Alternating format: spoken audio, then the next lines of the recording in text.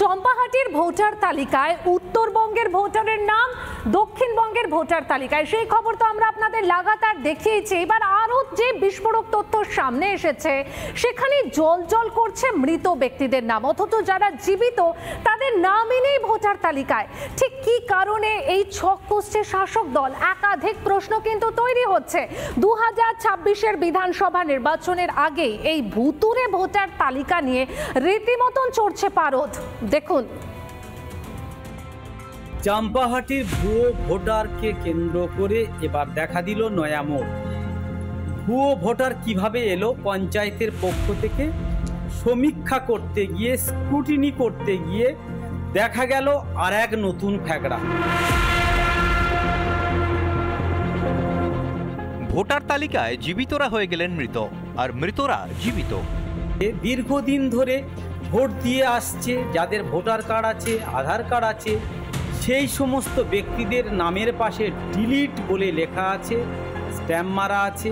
আর যারা বহুদিন আগে মারা গেছেন, যাদের কোনো অস্তিত্ব নেই, তাদের নাম ভোটার লিস্টে জলজল করছে। কাজের নাম ওঠেনিটা কি দিয়ে গিয়েছিলাম, ফিরে চলে এসেছি, নাম ওঠেনি বলে।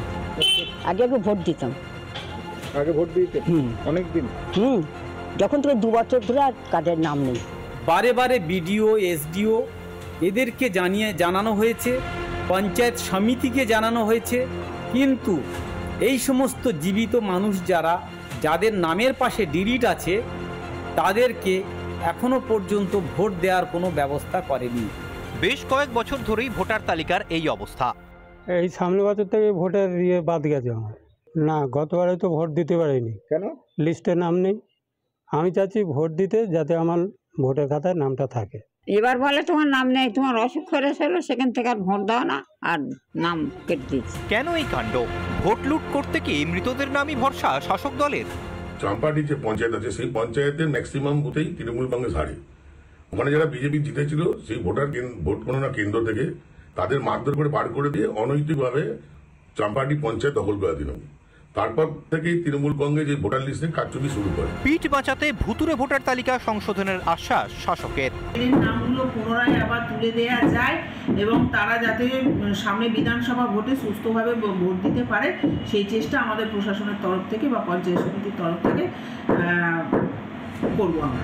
আর কবে টনক নড়বে জনপ্রতিনিধিদের? রিপাবলিক বাংলার জন্য বরুণ হালদারের রিপোর্ট, দক্ষিণ 24 পরগনা।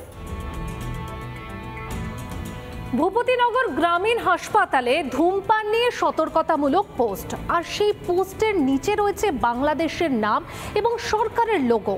কে বা কারা লাগালো এই নাম? রিপাবলিক বাংলা প্রশ্ন করতে পোস্টার ছিঁড়ে ফেলা হলো। কে বা কারা পোস্টার ছিল, কোনো উত্তর নেই হাসপাতাল কর্তৃপক্ষের। দেখুন সেই ছবি।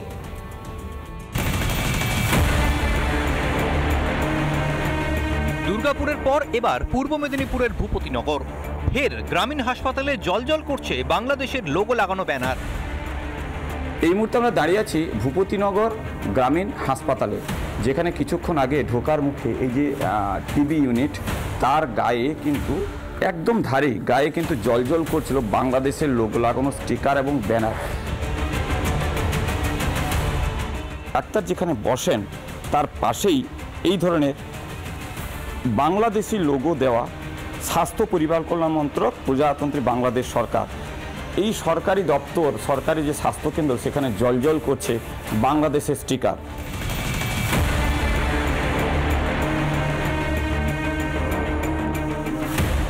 সন্ত্রাস পরিবেশ তৈরি করা এই বিজ্ঞাপনের মাধ্যমে মানুষের মনের মধ্যে একটা বিভ্রান্ত পরিবেশ তৈরি করে এলাকায় একটা অরাজকতা, একটা এই ধরনের বিজ্ঞাপন প্রচারিত হয়েছে।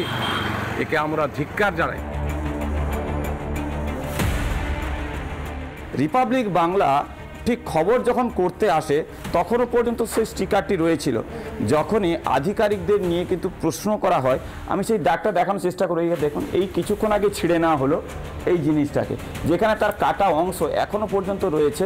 বাংলাদেশ সরকার লেখা ছিল যেটাতে, সেখানে স্টিকার কিন্তু লাগানো রয়েছে। সেই ছবি আমাদের ক্যামেরায় উঠে এলো। হাসপাতালে কে টাঙালো এই ব্যানার? এতদিন হাসপাতাল কর্তৃপক্ষের নজরেই বা পড়েনি কেন?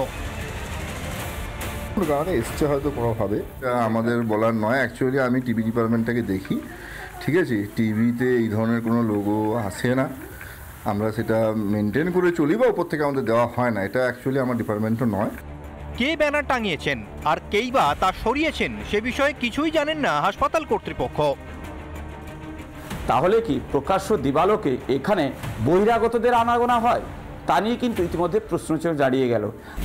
স্বাস্থ্যের ভারতবর্ষ কি মানে পশ্চিমবঙ্গ কি বাংলাদেশ হয়ে গেল?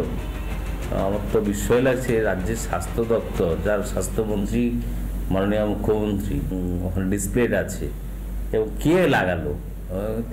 রেসপন্সিবিলিটি গোজ আপন টু দি হেলথ ডিপার্টমেন্ট। মিলে দেখার বিষয় প্রশাসন কড়া নজর দেয় কিনা বা স্বাস্থ্য দপ্তরের দিকে এবং এই জিনিসগুলো খেয়াল রাখে কিনা তা কিন্তু ইতিমধ্যে প্রশ্নচিহ্ন দাঁড়িয়ে গেছে। পূর্ব মেদিনীপুর মুখবিড়িয়া থেকে বিস্মত পণ্ডা, রিপাবলিক বাংলা।